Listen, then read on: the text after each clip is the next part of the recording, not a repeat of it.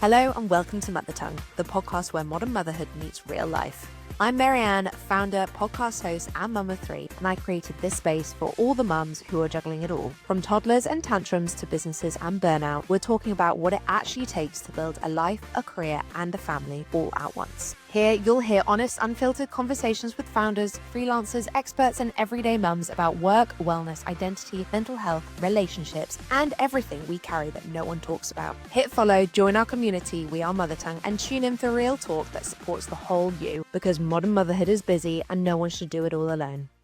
We are so incredibly excited to welcome Alice Law to Mother Tongue. Alice, how are you? Oh, so nice to do this. It's kind of like surreal considering how many years you and I have known each other. I know it is actually a bit surreal, and I feel like we're going to have like a lifelong catch up right here on air in front of everybody, because I was saying this to someone this morning. I was like, oh yeah, I'm heading home for a podcast recording. And the girl was like, oh, who with? And I was like, this girl I was at school with recently. And she was like, oh, what does she do? And I was like, she talks about stress.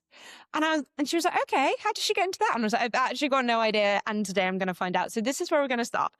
Please start by telling everybody a little bit about yourself. And then please tell me how you got into doing what you're doing today. Yeah, so basically at the moment I currently work as, stress management kind of consultant, I call myself. And a speaker and an author, and I basically go into work with corporations and leadership and go in to teach them how to be less stressed and perform better whilst being happier, if that makes sense. I love this. And then I also, wrote a book called Unstressable with my co-author and business partner on one side, Mo Gaudat, and do talks and, all these different kind of things and workshops online. But how I got into this is quite an interesting story, but I have to say, it was not expected. So I think you probably remember when we were growing up, I wasn't really dealing with stress then at that point, right? It's like, No, I didn't think any of us I don't were. think anything as well. I We're don't just think- having quite a nice time. Yeah. At school. Bouncing from boyfriend to boyfriend. A little bit of school dramas here and there, and that was about it. A lot of minimal drama. Minimal, but easy. And, growing up, I was lucky that my parents were both together and happy. And, apart from when I was 3, my dad had a blip of cancer. But again, it was like one of those things where my parents were so good at handling everything. They just pretended when he got back from hospital, he was recovering from flu in the spare bedroom. Do you know what I mean? It was just I only found that out when I was older. And so everything up until age 18, 19 was pretty, as lucky and stress-free as it could be. And I kind of believe that was the universe's way of showing me how calm you can feel versus how stressed and challenged you can feel, and to feel that polarity so I can really show people what understand the differences they're feeling. And so when it all started basically, I experienced loss in every aspect of my life, continually one thing after the other. So when I was 20, after the 2008 credit crisis, my dad, who was a successful self-made entrepreneur, started to really struggle financially with a lot of huge losses. And so it was the first time, I didn't realize what was going on at this time. It was the first time I started to see stress in my family, just simmering in the background with him. And I was he was just laughing less and more distracted. And then, he basically had to put his business into administration that he'd spent years building, and sell our home, sell another home we were lucky enough to have at the time. And everything was just kind of starting to unravel. And I was like, well, what is going on, kind of thing. And it was the first time I was like, oh shit, well, this is a bit intense. What does the future kind of hold? And at that same time, my eldest wonderful half sister, Suzanne, was diagnosed with colon cancer out of the blue. And so she, she was super healthy, incredible, had in their 40s at the time, 2 kids. And she had cancer for 4 years. And, we went through multiple rounds of treatment. She got better twice. And then one day, out of the blue, we were meant to be driving down to celebrate a weekend of hers in Gloucestershire. My dad and mum were coming down. I was going down, Georgina, to basically enjoy what was 3 weeks ago an all clear result. I arrived and Dad told me that she needed to talk to me and that she was terminal. And so that changed within 3 weeks. It was that was all fine. And then suddenly it was okay, we're losing her. Did all the alternative treatments we possibly could. And then devastatingly, she died when I was 25. And so during that time, when she was in hospital, that was a very in and out for years. That was stressful, obviously, a horrible time. My dad at this point was really struggling with stress. And obviously then when he lost his eldest child, eldest daughter, he was devastated. Yeah. And I, at this point, I was working in financial services. I was like the PA for the double MDs of this Russian oligarch's family office. It was quite literally my job to remember things for other people, and I could barely remember my own name. Yeah. I was waking up in the morning, looking at my phone and being like, is there going to be more bad news from my family? I was dating a guy at the time who had moved to Singapore, and he cheated on me after my sister died. Oh my God. And then at the same time, I then started getting health issues myself with severe IBS from stress. And it was just one thing after the other. My dad then had this legal court case that came through, didn't go to court, luckily, but complicated, but basically, something that was to do with business that he only managed to prove was wrong years later. I mean, it was just so much stress from all different angles. And at this time, my dad was, really depressed. And I kind of started to lose him whilst he was still here. And it was 4 years. I then got made redundant just to add a bit of stress because my wonderful bosses were like, okay, we need to leave the UK market. We're going to move to Monaco. Do you want to come with us? And I was like, I'm 25 and I want to move to Monaco. I was like, what on earth's going on? So I then was literally like, okay, everything is out of my control at this point. I was like, I've lost my job.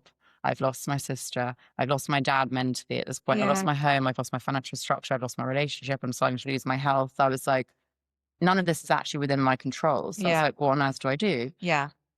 Start to change how I respond. I was like, the only thing I can control is me. So that is amazing. So sorry, you were 25 at this point. Yeah. When you as a 25-year-old realized I need to take back some control. How do I do that? Yeah. Because fuck, at 25, I would have just drank. Well, I was doing that as well at the same time. This is the point. So as you know, literally though, we were all charging around, doing whatever we were doing. And I was partying in London because I went to move to London after university.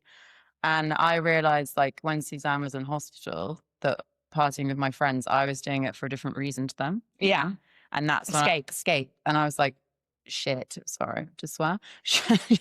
I was like, oh, well, this isn't good, right? Because this can go really wrong. And so I started to, at the time, just read different books. And I was like, right, I need to understand stress from every single angle. I was like, I want to understand it mental, emotional, physical, spiritual, energetic, and start to put together what brought me into a more happy, calm state again, despite all these things still going on.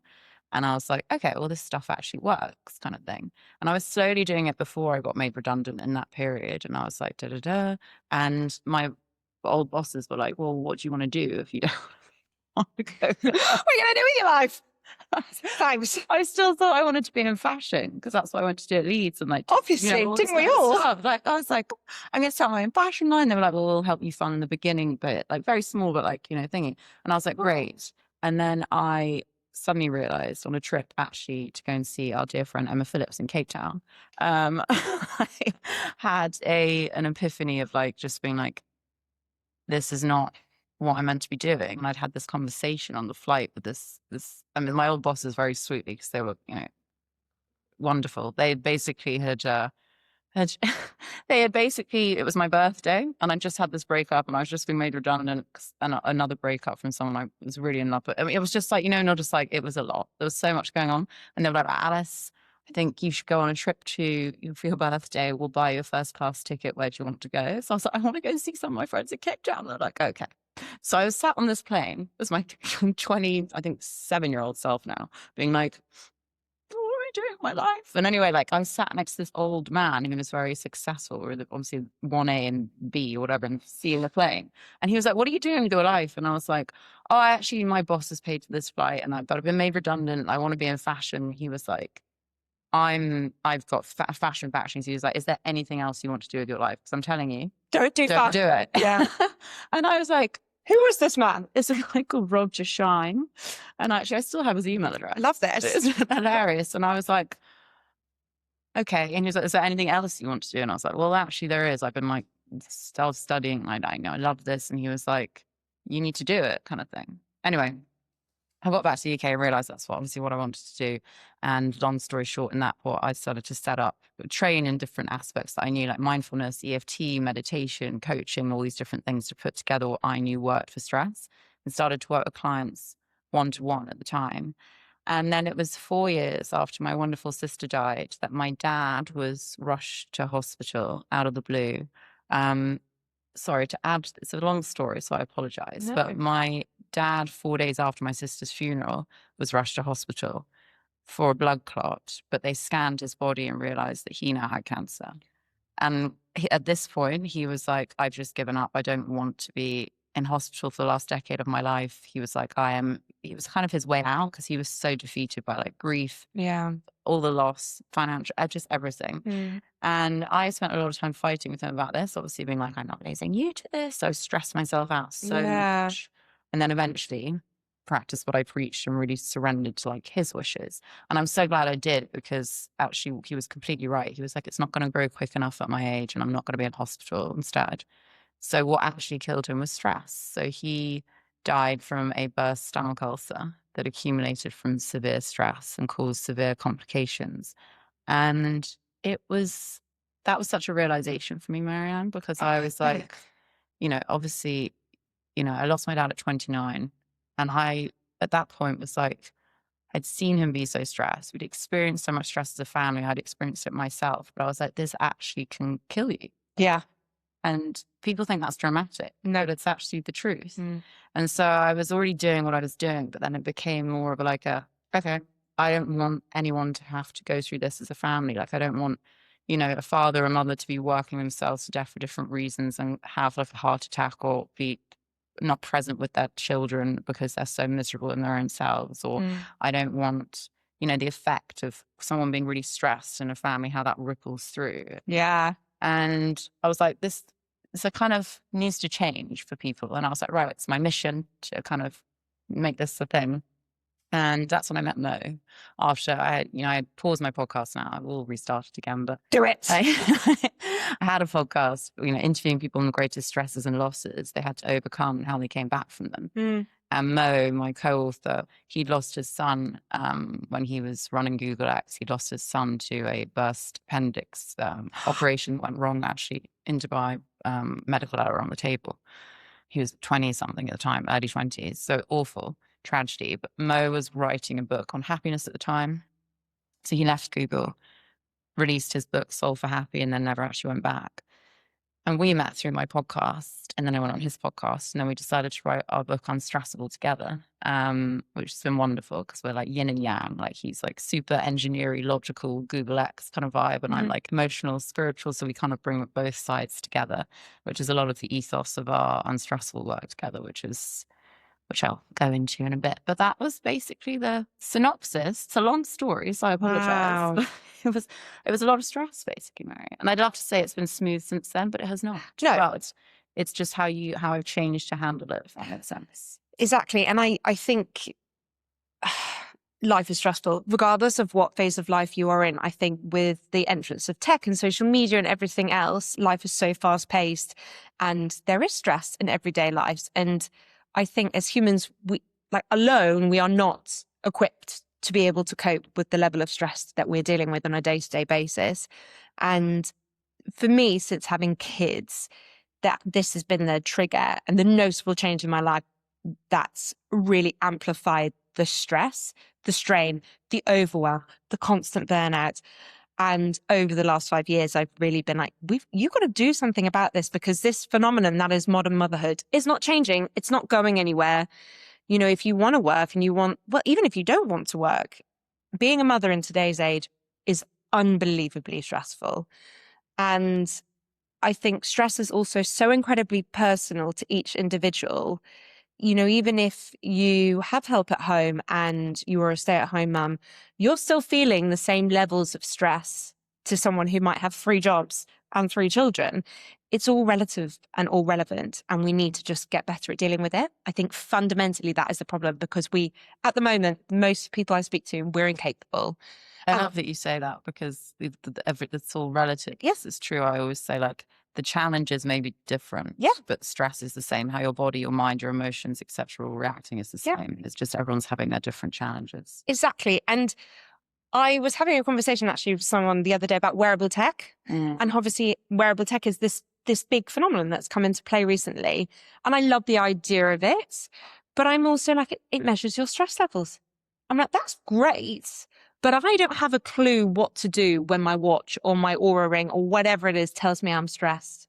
So that's where I'd like to start. Stress is everywhere. You get stressed on the road doing the school drop off or pick up. You get stressed in the supermarket. You get stressed at home, in work, everywhere. How can we start to deal with the everyday stress that we have in our life? I'm going to so ask one quick. Oh, sorry. I'm going to put this back just in case it interferes, but we're doing good. I think I'd like to just tell people what stress is, for example, first, because I think that a lot of people aren't even aware of what stress is, right? It's kind of like this blanket term people have banded around, whereas like, what does that actually mean? So I define stress as a disconnection from safety, because your body is quite literally, your system is saying there's a threat. And what we don't realize in the modern world, which is quite interesting, is that our system, our nervous system, our brain, our body has not caught up since cave times. You're still operating on the same stress system from them in this crazy world that we have created for ourselves. So what used to turn your stress response on for the lion coming out of the bushes, your fight and flight would go off. Basically, your amygdala, part of the brain that scans for threats constantly without your awareness, right? It's like your security guard. It'll send a signal saying, actual threat, oh my God, fight the tiger or lion, run away. Once the threat was over and you'd either, battled the tiger to the death or you had fled, your system, because there was not all this crazy stuff around us, would be like, okay, cool, threat's over, I'm safe, and it will go back into rest and digest. Today in the modern world, your system is being set off all the time, not for things that are actually going to kill you like the tiger, but from micro stresses as well as real stresses in the outside world and your internal stress. So the upsetting news that you're watching multiple times a day, that's setting a stress response off. The WhatsApp notifications, an upsetting email, getting stuck in traffic, all these tiny little things. Your stress response is still going little bit. And that's also not even to say the huge challenges we have in our life, and also the internal ones that we, from our thoughts and our emotions, because our thoughts can turn our stress response off on their own, on and off. So that's kind of stress in itself, right? But so it's like, where on earth do we begin, like you say? Because this modern world isn't changing. Unless you are listening to this with a pina colada on a beach somewhere far off, which I very much doubt, because that's why you're listening to Marianne's podcast. You will be experiencing a lot of modern stress, right? Your system will be stressed all the time, even if you don't think you're stressed. So the starting point, I always say, firstly for people, is you can't change what you're not aware of, right? If you don't understand where your stress is coming from, or when you are actually stressed, then you can't change it. So for me, so with Unstressable, for example, we wrote actually about stress not being this one huge unsurmountable thing of like, where do I start? I'm stressed. It's actually really, how do you say this? Like very specific in that we get mentally stressed, emotionally stressed, physically stressed, and spiritually stressed. So we all have a mind, heart, body, and soul, and we're made up of 4 parts, and all of those 4 parts get stressed in different ways. Joyous. And so when you know which part of you is actually getting stressed, you can be like, okay, I'll deal with that. Yes. And that becomes more effective from quick tools, so to speak. So the languages is important, but for me, that starting point as well is always what we call in the book limiting. So when you can understand where your stress is coming from, I even have a model for that shows you like micro, macro, internal, external. I mean, I can go through that if you like, because it's quite funny. Yes, please. So like I said, we get stressed internally and we get stressed externally by outside stresses. So much of that is actually within our control versus what we cannot change. Yes. Okay. So in our model, it says a ton of stress, we call it. And trauma is the macro external. So that is like the things we expect to cause us stress. We don't know when it will happen, but these huge life-changing events that come out of the blue, whether it's death of a loved one, a divorce, losing your job, having a car, all these different huge traumatic events. Yeah. Which of course will cause us stress. We don't know when they're going to happen. But that's not actually the reason for the stress pandemic today, because that kind of stress will happen. And then eventually, you recover and will actually usually experience post-traumatic growth from it and more resilience.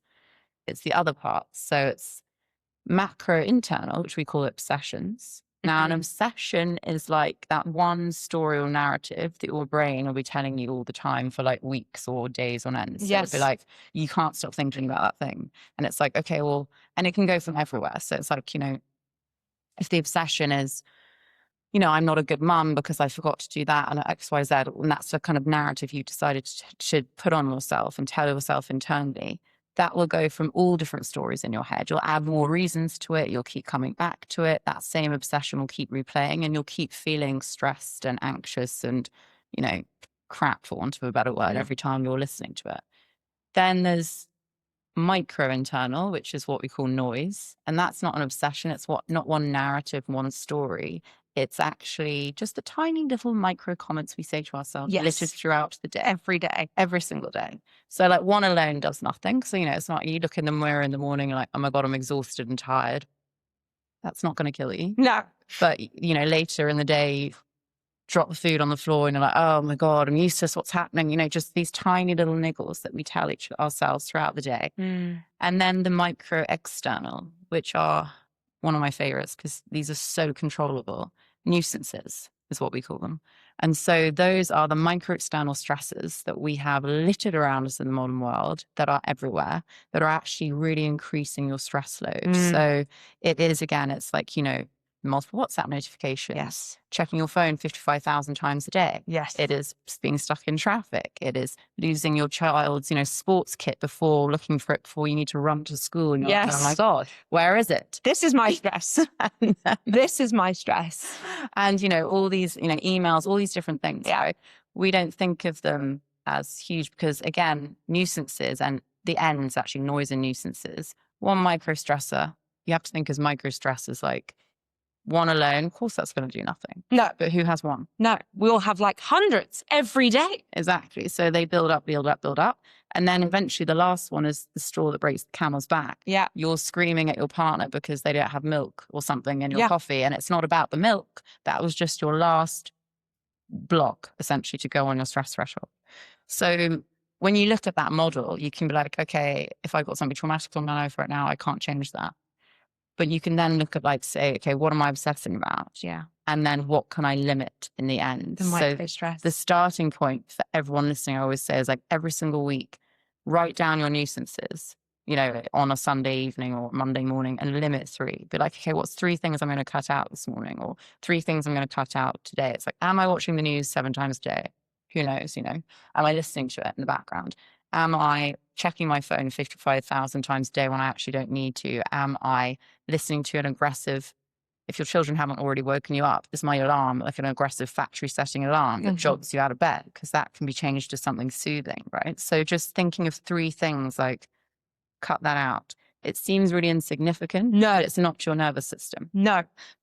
So I was diagnosed with ADHD last year.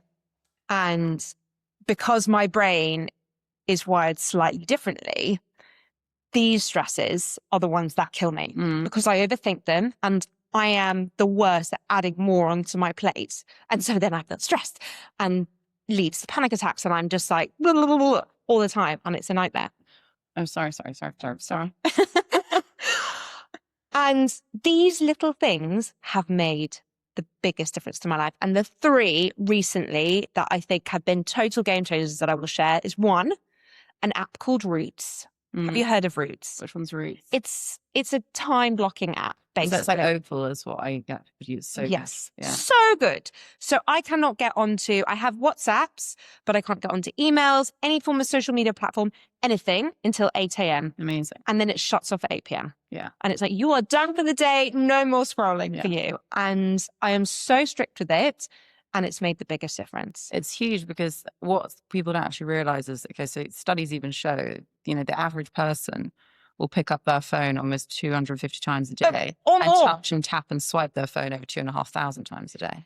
So you think about, that's the average person. That's not even the person who's really addicted, right? So it's huge. And your brain is quite literally being changed, like neuroplasticity, to be addicted to this. So these little mini dopamine hits, and this also quick attention span from scrolling with 5-second reels and all these different things. And so, you kind of think it's not our fault. It's the fact that we really need to like realize that that is truly an addiction. Yeah. So we have to do something about it, like these blocking apps, or like I always say to people, put your phone in a drawer for an hour in the evening and be fully present with, your kids or your partner or whatever it is, yourself. And for that hour, it's out of sight, out of mind, right? If you can see it, you'll touch it. And that's why the blocking apps are really good, because you'll still be picking it up. And you're like, well, I'm blocked. Okay, fine. Noticing even that, right? When you've got a blocking app is like, I just picked up my phone 4 times and I know it's blocked. That just shows it's how addicted your brain is to it. It's almost like instinct now. It's second nature. It's awful. But that has made a big difference. And I also think the notifications, that was triggering me. I've got a weird obsession. I can't have unread WhatsApps. I can't have unread emails. I hate having more than 6 emails in my inbox at one time. Like, it really stresses me out. It's pathetic, but I am the way I am.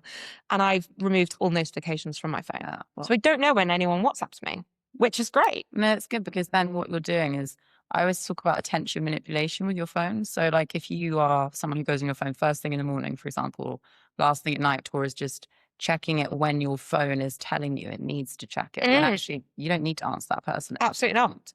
Your attention's being manipulated by outside, not people, I'm saying sources, your phone, of technology, instead of you intentionally deciding, I'm present in this moment, this is what I want to do. You're always going to be dragged by your brain to that other place. And so that's why it's so important. The notifications are a bugger.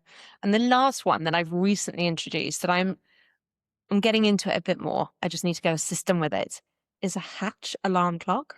Oh, what's that? Is that like the Lumi? Or... Yes. The sun rises up. Oh, so nice. And it wakes me up gently.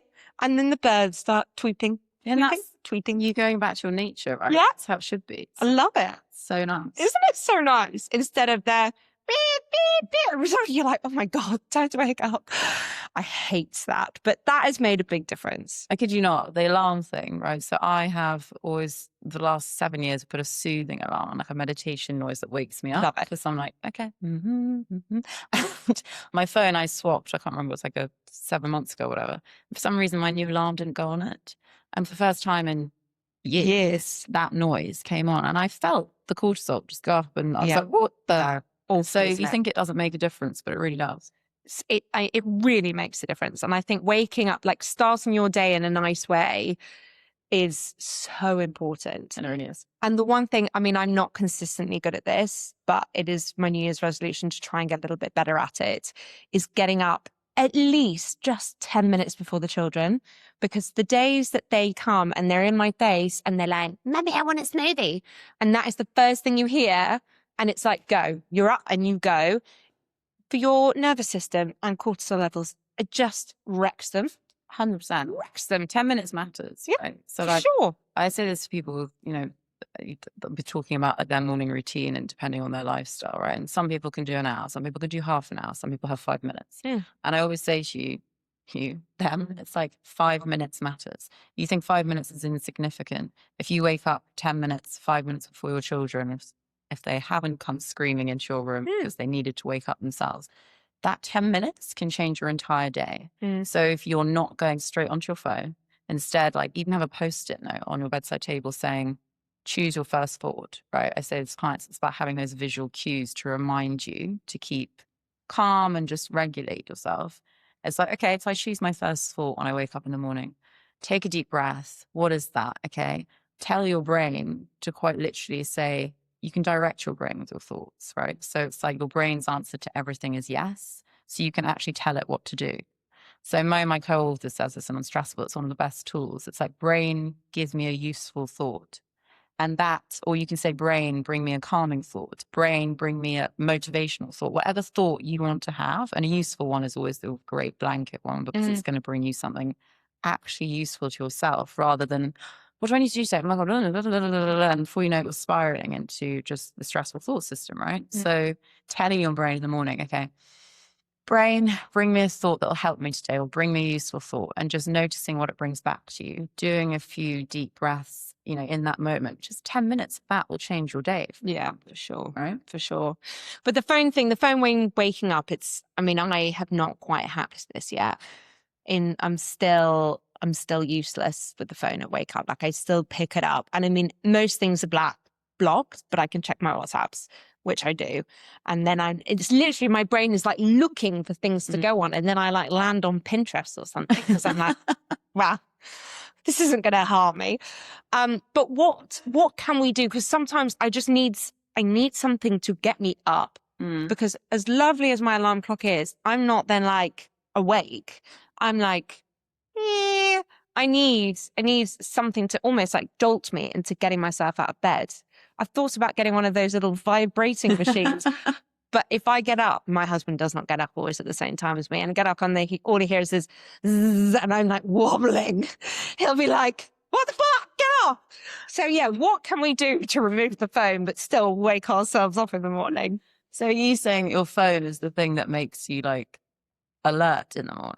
Yes. Okay, so interesting perspective of this. It's like, okay, so when we are like, when you're a mum and you've got so much going on all the time, you're thinking of other people, you've got so many different stresses, and you kind of want to be alert in the morning, right?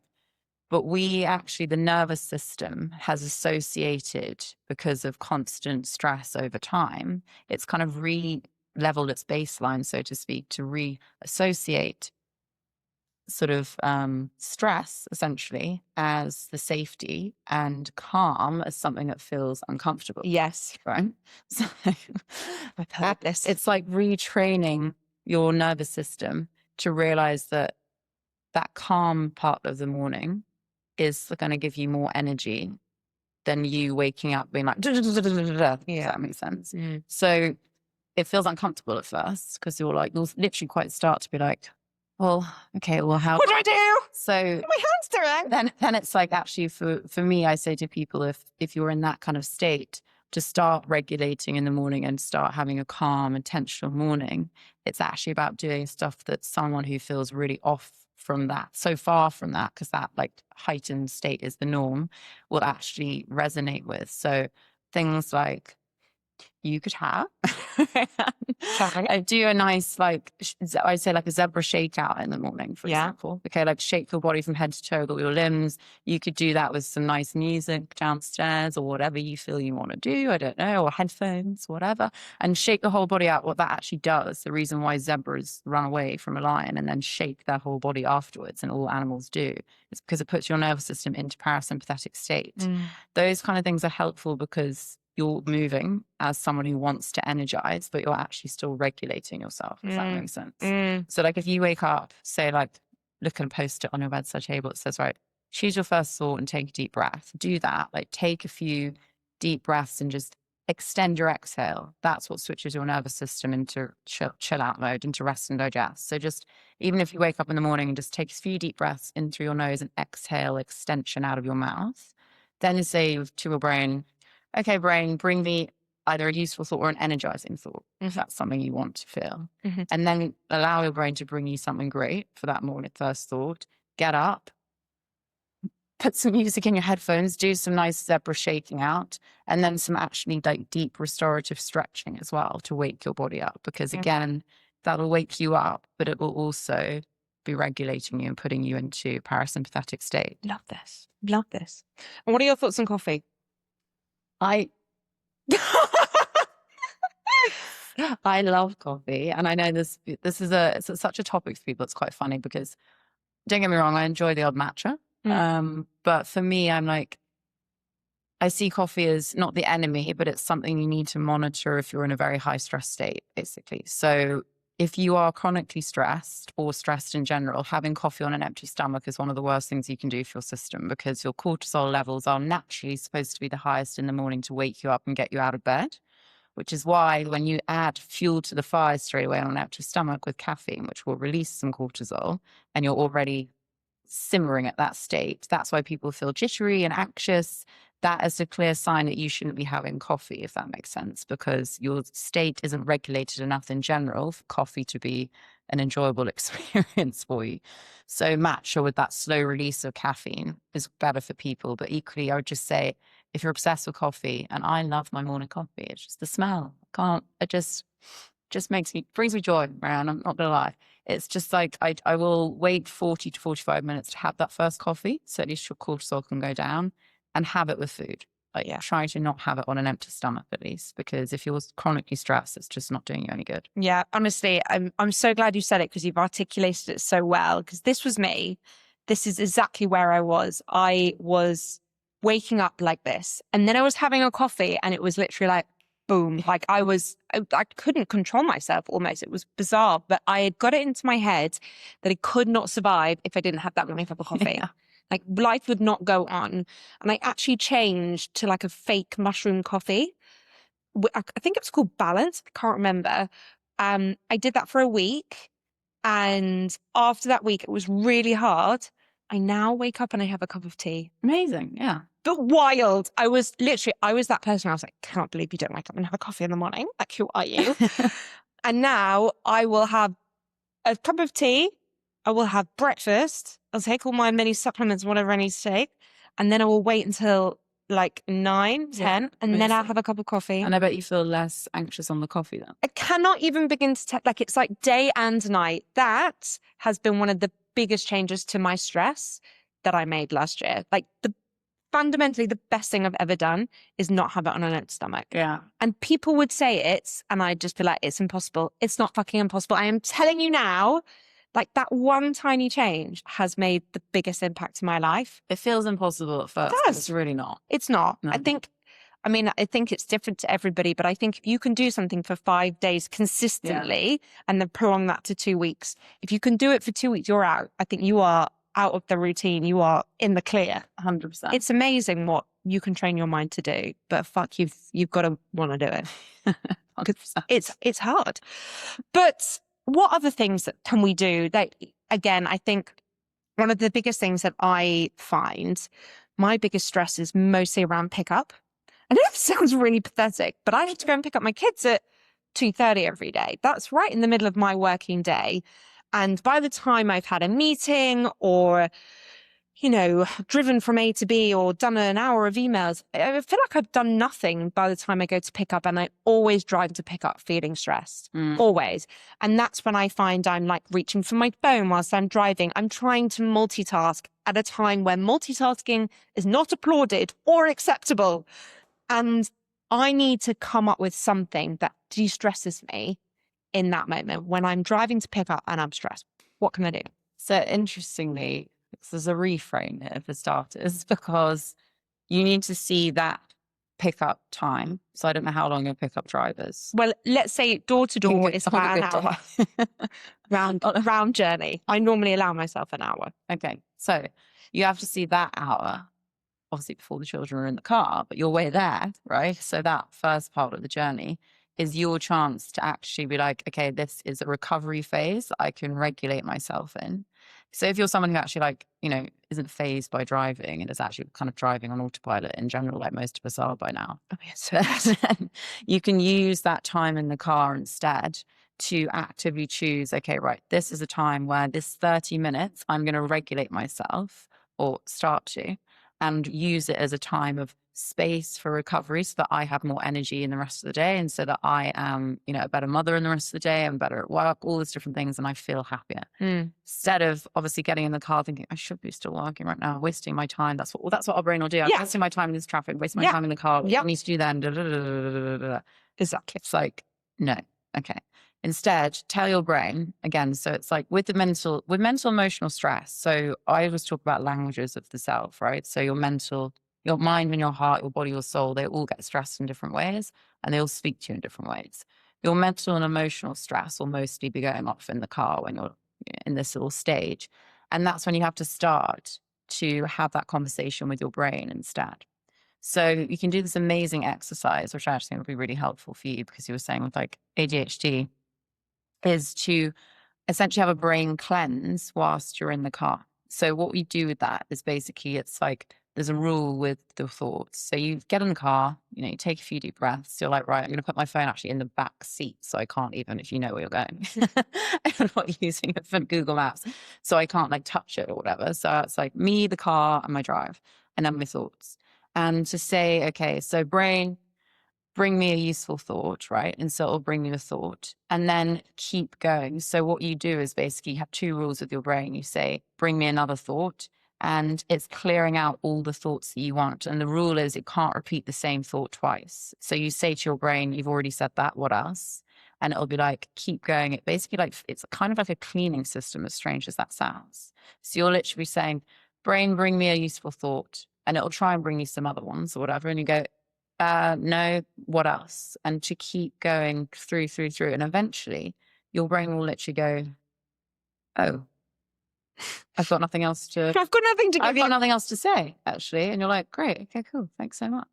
And to then start to actually really focus on, say your surroundings or some nice music in the car, and start to use it as like that half an hour or whatever is like a training exercise for your brain. Like think of that as your gym for your mind. And if you do that in that period, the rest of your day will be so much calmer, so much less stressed. And you'll start to actually be present in that car space rather than in your head thinking about everything else you should be doing, when the reality is the only thing you should be doing in that moment is driving to pick your kids up from school. Yeah, so true. I love that. I'm going to give that a go today.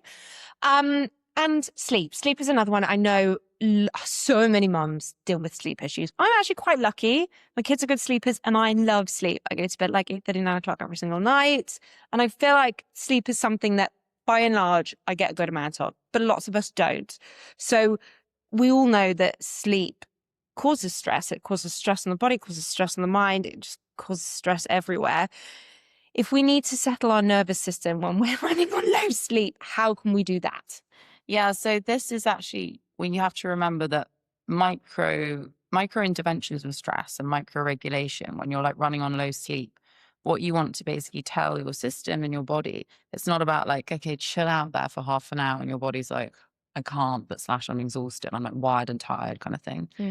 It's actually about 5-minute intervals that are really bringing it into safety state. So for example, before you go to sleep, legs up your headboard. So put that into your body. So like every single night, make that almost if you are getting bad sleep through the night for whatever reason, whether it's your kids or whether you're just not sleeping well yourself, put your legs up the headboard and your back flat for those 10 minutes when you get into bed, and just lie there.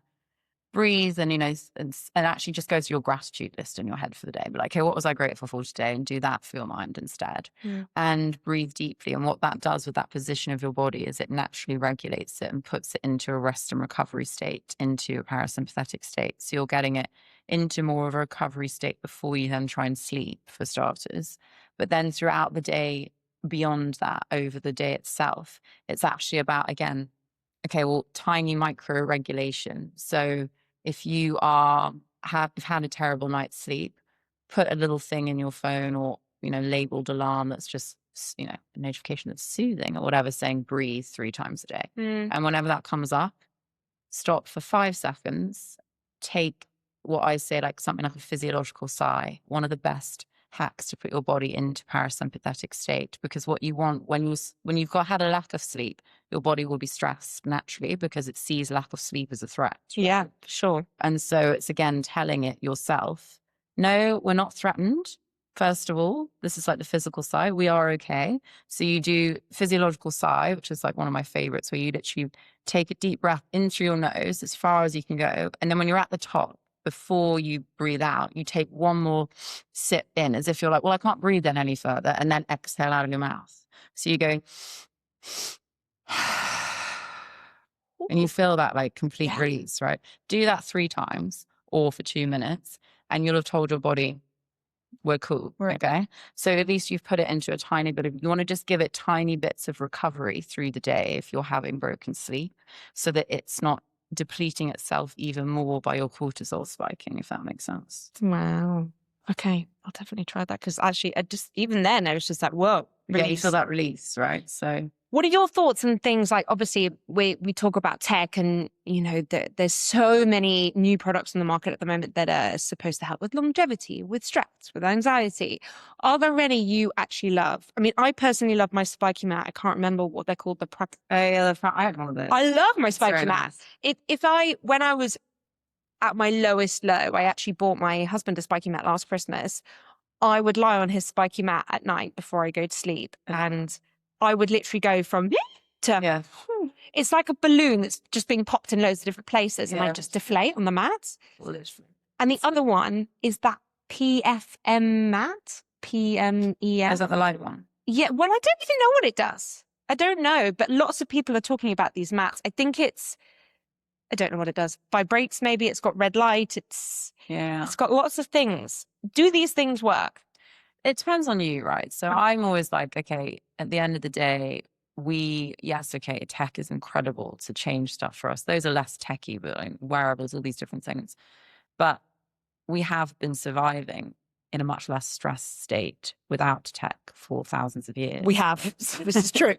It's actually about, okay, how do we use your system to chill itself out? But I am a huge fan on that side of things of sounds, for example. So there's an app, I can't remember the name of it. I'll have to tell you and message you afterwards. But like things like those, brown noise, white noise, different levels of hertz sounds, sound healing sounds on those apps are so good because sound frequencies are actually shown to be able to shift your nervous system into, again, that rest and digest state.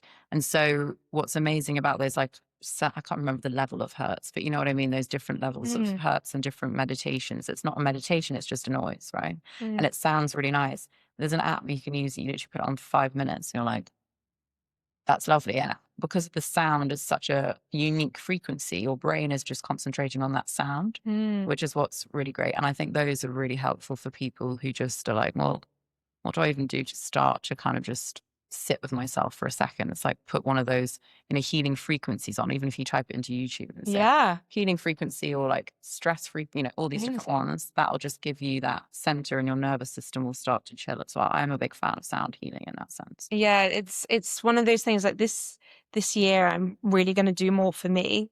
I feel like now we've got out of that first year of having a baby. I feel like that first year is so overwhelming. It's so brilliant and so hard at the same time. I feel like when you get out of that, it's like, okay, we got there. A little bit of me again. Yeah, exactly. And you feel more comfortable to give back to yourself, as it were. And I definitely want to do more of that this year. Also, like going to lie on a big lilo and have someone do the side. I did that. I want to do that. It's amazing. I'm going to do that with you again. Yeah. So nice. It was like, it felt like you're floating. Yeah. Actually, because you're doing the sound, you're in another world, and then you're floating. So you just feel so like nice. zen. It's so nice. And I'm kind of like, can I set it up in the pool? Yes, 100%. Before we start to round up, my last kind of big question is, there's a lot of mums who just accept that this is their life. They're just like, but I have 3 kids or 2 kids or 1 kid or whatever it is, and I'm stressed out, tired and exhausted, and I don't have the support system in place, and this is just my life. They're just accepting that this is the way they're going to live. What would you say to that mum? I'd say 2 things. One is that, and I will say this without being, a male basher, because I love men in general. Okay? No, but male bash, because I feel like they've got a lot to learn and a lot of weight to pull. But I've worked with an enormous amount of C-suite men, stress executive CEOs. I cannot tell you how stressed they are. And they've also got not even a third. They've got a third less or half less of what all the women listening to this are dealing with. So I want to firstly say, what you're dealing with is above capacity. It's normal. It's beyond what most men could ever even fathom. Yeah. Sorry, guys, but true. It's that emotional and mental load. Like, I can guarantee you right now, your husband is not at work worrying if your child has got that thing they needed at school or what time they're going to be picked up later. Whereas you'll be at your desk multitasking, thinking, oh shit, I forgot that needs to make sure it's done later or da da da, right? they get to go and do their thing usually. And this is a generalization, but I'm saying because this is a mother's podcast. But it's true. You know, They get to go and do their they thing. get to go and do that thing and be present in that moment. Yeah. Smash it. And they're still stressed because of all the challenges they have at work. Trust me, I work with a lot of them, right? So understandably, it's a stressful world, but I'm saying it's not to diminish their stress. It's just to say to you, mothers who are doing it all, of course your body's going to be stressed. Of course your mind's going to be stressed. Of course your emotion is going to be stressed because you are currently in a very stressful environment for your system. So whilst that environment might be your new normal, I would say to you, just start with, first of all, releasing that perfectionism, because perfectionism really causes even more stress. It's easier said than done, but women, we strive to be the perfect caregiver, the perfect wife, the perfect person, the perfect at work, more, we need to do more, perfect mother. And the truth is that like your level of average is 55 times better than even someone's, quite a lot of people's level of like great, right? You have to kind of reframe that. And truly, in terms of that side of, okay, this is my life, start with the simplicity of limiting some stuff. Okay, that is your life. But that was, no matter what stage of it you are in motherhood, there is modern stuff that you can limit. Yeah, of course, you can't limit like the time you spent with your kids. You can't limit, needing to do that and this for them. But you can limit those micro stresses that are in your modern environment that is still adding to your load. So it's like, do those things like change the morning alarm, block your apps, have a soothing drive with like some nice music on the way to school and do that exercise we just talked about, or do like a good bit of shaking your body out with your kids, even like doing stuff like that together, right? You do the zebra shakeout. You can do that with your kids. Like, guys, we're going to shake for a second if you're feeling like super stressed, and make it like a fun game. As that sounds. It's true. It's just starting to like realize, of course, that is it's an intense period and you're doing incredibly well. But so just start to limit the micro stuff to give it just a tiny bit of like reprieve, essentially. And I also think the other thing that I have learned, I think so many of us are always striving for balance. And yes, I do believe that balance is definitely achievable, but I don't think we need to focus on being perfectly balanced all the time, because the reality of my life at the moment is some weeks I'm an epic mum and I feel like I'm falling behind at work, and other weeks I'm fucking nailing work and I'm falling behind as a parent, and that's totally fine. Yeah. And accept it. It's okay. You can't be amazing at everything all the time. You can't. No. You really can't. No. I mean, and that's, I think we strive so much in this modern world to be either perfect or compare ourselves all the time to what we see online or what we think other people are doing.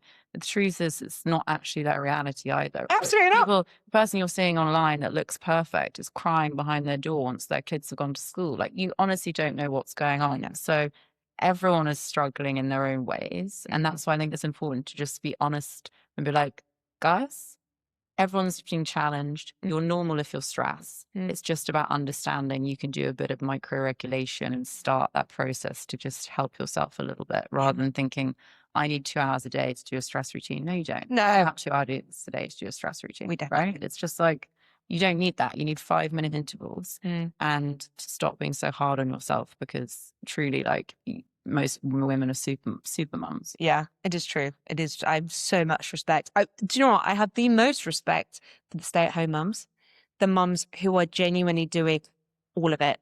Mums raising kids in the UK, especially, who genuinely have no help and rely on family support. I'm like, you deserve fucking week in the Bahamas or somewhere bloody nice with no children, because it is unbelievable. Like, I struggle here, and we have a harem of help. But it's that tribe aspect as well. And that's what you have to remember if you are a mum who is like completely doing it alone and listening to this. It's like that in itself wasn't what it was meant to be. No. Like, we were raised as tribes. Yeah. We were raised in community. Yeah. The grandmothers would be looking after the baby whilst the mum sleeps. It would be rotations. So if you are in a position where you're having to do this alone, like, you're doing phenomenally. Like, give yourself a massive pat on the back. Genuinely. I mean, hats off to you. I'm going to run into a quick fire round before we wrap up today. Start with, what is one product you swear by? So product as in just like wellnessy product. Anything. Product in general. Anything. Joe, I'm obsessed with it at the moment. Talk to me. Zuki vitamin C. Ooh! So I don't know if you can get it here or if you can definitely get it online, but it's like, it's just next level. And you're like, if you're feeling slightly run down or ill, smash 6 of those in the day. That's like what you call liposomal vitamin C in these little sachets.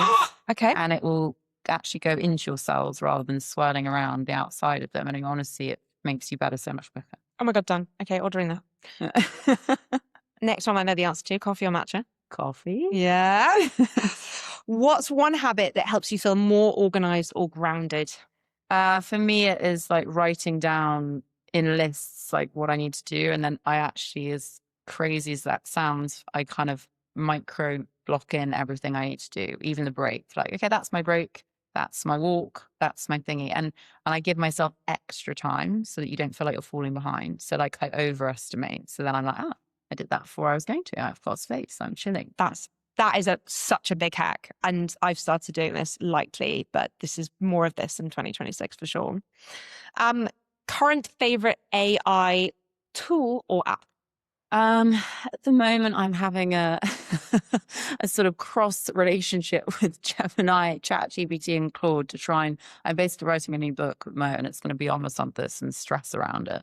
And so I've had to really start to learn because he's Mr. AI and understands all of it so much. But I think, yeah, starting to use those AI models to actually make myself more productive or more, good at something is actually helpful rather than using it as a search engine. Yeah, agreed. I agree. It's honestly, ChatGPT has saved me hours. One business hack that you couldn't live without?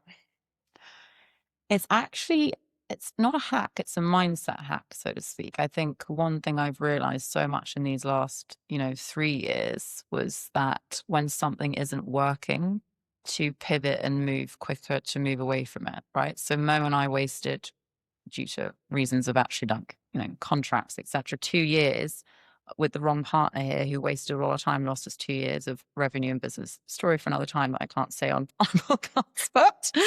But the point is, at that point, I was really clinging on and being like, this has to work. This is the thing that has to work. When actually the reality is we live in an abundant world. Yeah.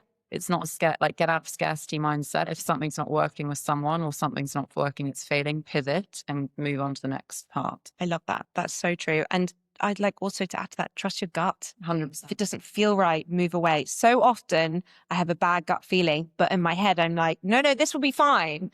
And then it's not. And you're like, oh, damn, why? 100% intuition is superpower. It really is.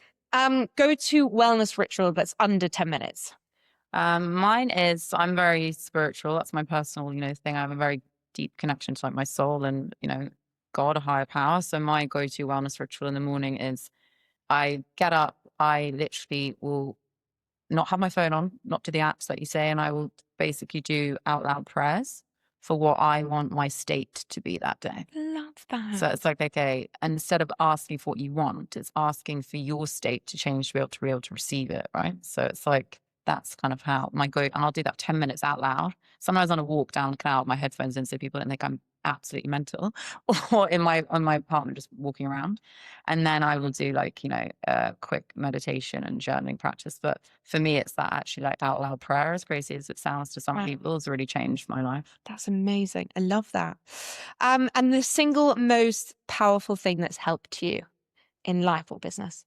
I would say it is, again, actually, I think I would not have got through these last years without 2 things. One, my spiritual practice, because I think with all that incredible, crazy stress of like real loss, I would have just been like, what the hell is the point? And having that relationship with my soul and stuff is what really like kept me resilient and kept me through it. It's amazing. And wonderful people and friends as well, We'll need some friends. Real community is so important. It's like we get so stressed from thinking we have to do everything on our own or that we can't ask for help. And I just think it's remembering that, you can and you should. And it's actually powerful to have the strength to be able to ask for help. 100%. I always say this to people, like about therapy, for example. It shows a true sign of strength if you can actually admit to yourself that you need therapy, as opposed to just pretending that everything's okay, and that therapy is shameful. I fucking love therapy. 100%. Love it. Like self-development, therapy, self-awareness, it's the ultimate life hack. For sure. That's how you get better in every aspect of your life. And you realize what's going on within yourself. Completely agree. And before we end, please, can you tell us a little bit about your incredible book? So it is called Unstressable. It is available everywhere, online and stuff. And it's basically, it is, co-written with my wonderful co-author Mo Gaudat, and it was all our unstressful ethos. So it's basically some of the stuff I've talked about today, like noticing, where your stress is coming from, really going into the 4 languages of mental, emotional, physical, spiritual stress. There's a chapter on each of what that actually is, how you can notice the signs, how you can shift it. And, it's just basically, it's a guidebook for us. It's like Mo and I combined our experiences of like, deep stress and loss, as well as everything we'd learned ourselves. And like I said, we don't see stress as one blanket topic. It's 4 parts. And when you can really understand that, you really start to shift it quite quickly. So amazing. I'm going to read this for sure. And Alice, for anyone who wants to reach out and say hi, where can they find you? I'm on Instagram at AliceLaw __ or something, but Alice Law is the easiest place. And then LinkedIn and my website is byalicelaw.com, as in BY, not BYE. Bye me. Someone else in China had alicelaw.com who's a lawyer, and I was like, well, that's incredibly unhandy for me. That's so unhelpful. Go away. Don't use my name. Alice, you've been absolutely incredible. Thank you so much for coming on. No, thank you so much for having me. It's so nice. It's like, who would have thought when we were at school all those years ago, that you're charging around I know. on the hockey field, we'd be sat here with your podcast. I know, as sensible, fully formed human beings. In Dubai as well. Yeah, I know. Who knew? Who knew? Thank you. And thank you so much.